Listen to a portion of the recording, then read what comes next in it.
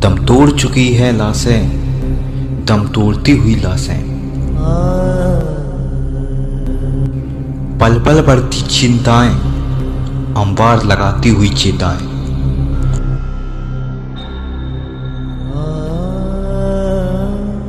जिसमें से उखड़ती हुई सांसें, बुझते दियों सी खत्म होती उम्मीदें।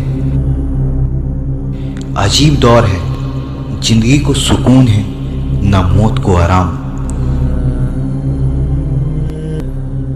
जिंदगी से लेकर मौत सब कतार में है। आज पूरी दुनिया महामारियों के प्रकोप को झेल रही है। लोग हाहाकार मचा रहे हैं। इस सभी मुसीबतों के लिए उस भगवान को पुकार करनी होगी, तभी बचा जा सकता है। कबीर परमात्मा ने अपने शिष्य दामोदर सेठ के डूबते हुए जहाज को डूबने से बचाया था। और यहाँ सबको बचाएंगे जो जो नाम ले रहे थे, हम तुम्हारे सामने दिखा दूंगा कितने रक्षा कर रहे परमात्मा, पल पल में कर रहे हैं। ऐसी ऐसी दुर्घटना सुनाते हैं बच्चे, ऐसी ऐसी परिस्थितियों में परमात्मा मदद करते हैं। अब प्रत्येक के साथ कर रहा है। वो पिछले जन्म के थे, अब ताजे और बना दिए हमने। अब इनसे भी साथ होगा भगवान, इनके प्रतिफल भी आपको देना शुरू कर देगा। हम मृत्यु नहीं चाहते, कंपलसरी होगी, वह तो बाई फोर्स होगी, लेकिन उस समय भी इच्छा रह जाएगी किसी ना किसी वस्तु में, तो फिर हम दोबारा फिर जन्म होगा। जहां आशा ताबासा होवे और मन कर्म वचन सुमरियो सोए। अब जहां आपकी आशा रह जाएगी वहीं आपकी फिर दोबारा जन्म हो जाएगा। तो यहां परमात्मा हमें क्या बताना चाहते हैं कि जैसे आपके ऊपर कोई किसी प्रकार का भी कष्ट है, जैसे कोई प्रारब्ध में आपका दुख आ गया है और जिससे आप परेशान हो, आप यहां आ गए हो, परमात्मा अपने हिसाब से आपका वो बाधा दूर करेगा। ये वो समर्थ परमात्मा है, आपको एक सेकंड में सब सुख दे सकता है। लेकिन हमारी आदत खराब है कि हम सुखी होते ही भगवान भूल जाते हैं, और जब हमारे ऊपर आपदाएं आती हैं फिर हम भगवान की खोज करते हैं। हमारी आदत बन गई है झाड़े फूंक करवाने की। हम हैबिचुअल हो गए हैं कि किसी पर कोई कष्ट हुआ, किसी ने जाके झाड़ा लगा दिया, बस झाड़ा लाने वाले को दे दिए 100 रुपये जो उसने मांगे, कुछ राहत मिल गई तो अच्छा है, नहीं तो वो अपने खुश हम अपने खुश, बस इतना काम है। लेकिन यहां ऐसा नहीं है। यहां आपका वो दीर्घ रोग काटा जाएगा जिसके लिए आपको रेगुलर ट्रीटमेंट की आवश्यकता पड़ेगी,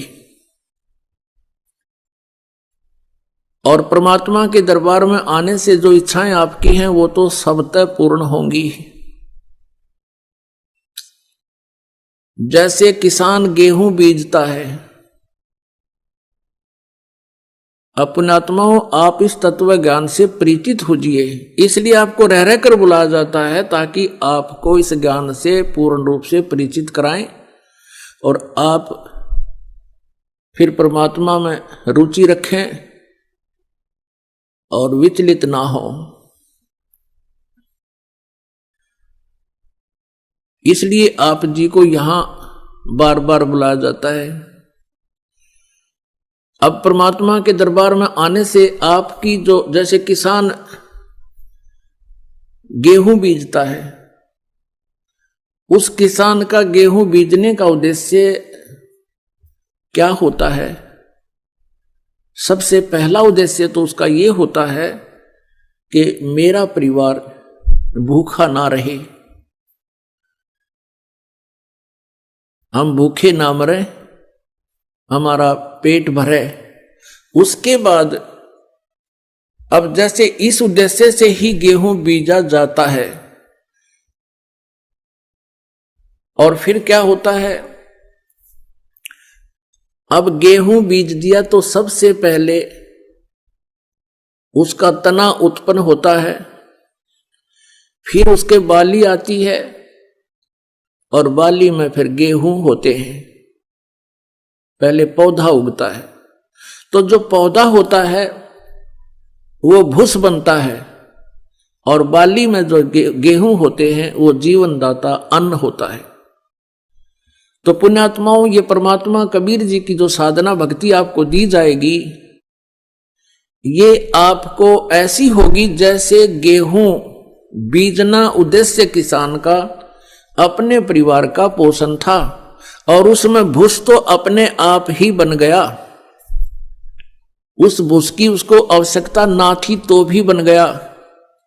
तो पुण्यात्माओं, जो इच्छाएं आप इधर उधर लिए फिरते थे महापुरुषों के पास, संतों के पास, और वो आपकी भी पूर्ण नहीं हो पा रही थी, ना हो सकती थी, क्योंकि वो संत जिस परमेश्वर की भक्ति करते हैं, जिन देवताओं की साधना करते हैं, वो संत, वो भगवान, उनके देवता आपके प्रारब्ध में परिवर्तन नहीं कर सकते, आपके ऊपर आने वाले संकट का निवारण नहीं कर सकते।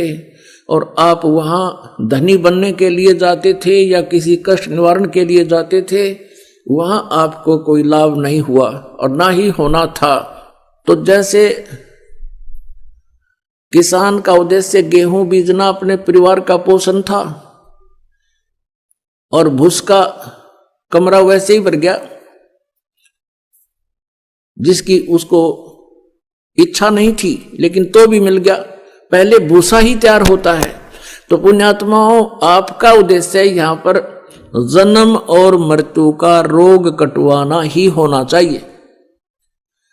आपको जो साधना दी जाएगी, उस साधना में आपकी संसारिक इच्छाएं जो आवश्यक होंगी, और आपके संकट निवारण तो उस भूस की तरह अपने आप ही, ना चाहते हुए भी परमात्मा वो निवारण करेगा, और धन आपको ऐसे देगा जैसे उस गेहूं के भूस तो पहले ही तैयार होना शुरू हो जाता है।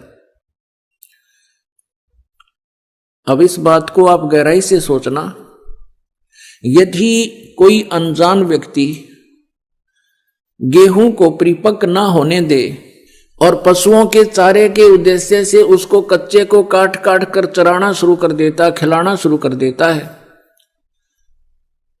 पशु तो पल जाएंगे, आप भूखा मरेगा फिर। तो कहने का भाव ये है कि आप जी यहां जो मांगने आओगे,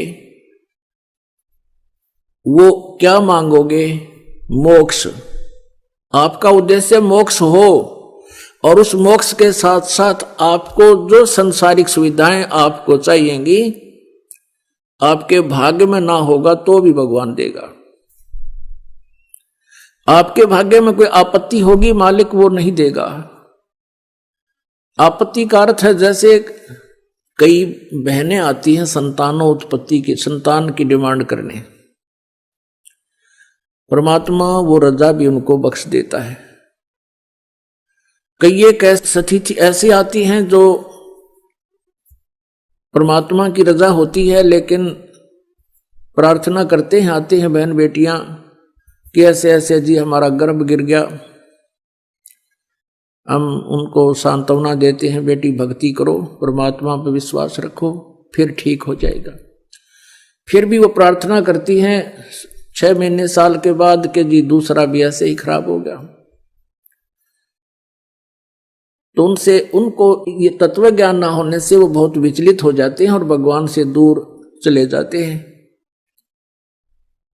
और मान लीजिए वहां उनको कृपा हो भी जा, कोई संतान उसके ठीक ठाक उत्पन्न होगी और वो संतान उसकी दुश्मन हो जाए आगे चलकर। दुश्मन कैसे हो जाते हैं? जैसे एक लड़के का विवाह हुआ, विवाह होने के बाद उस लड़के ने अपनी पत्नी को मारा पीटा दहेज के बारे में, उस लड़की ने आत्महत्या कर ली। वो माँ भी, बाप भी, बेटा भी और बहन भी सारी जेल में। अब यहां आप विश्वास रखना इस परमात्मा, क्योंकि हम जीव हैं, भगवान परमात्मा परमात्मा ही होता है। हम जीव संज्ञा से कुछ भी मांगते रहें वो नहीं देगा। जैसे उन बहनों के वो गर्भपात हो रहा था, वो परमात्मा का ऑपरेशन था। यदि कोई ऐसी नालायक संतान आपके भाग्य में थी, उसको निवारण कर रहे थे, भगवान को दोष नहीं होता। वो अपने हिसाब से उनको उनका जीवन संस्कार आपके संस्कार से काट रहे थे, समाप्त कर रहे थे।